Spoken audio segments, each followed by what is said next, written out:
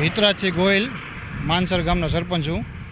અમારા ગામમાં ગામને અને રોડને બેને એકદમ નજીક ગામ છે ને દરેક શેરીઓ રોડને ટચ થયેલી છે બરાબર. અને અકસ્માતના ભયના કારણે આપણે સર્વિસ રોડ મંજૂર કરાવરાયો છે. સર્વિસ રોડ મંજૂર થઈ ગયેલો છે અને છતાં 15% જેવું કામ જે 85% કરી નાખ્યું હોય 15% કામ એમને અધૂરું મૂકીને જતા રહ્યા છે.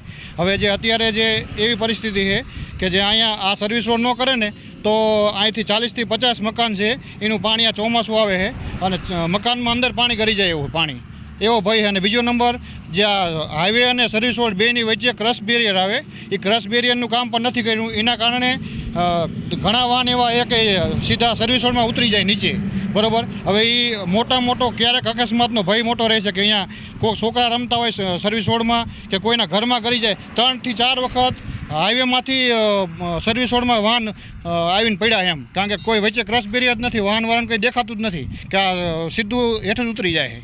એટલે આવા ભય છે.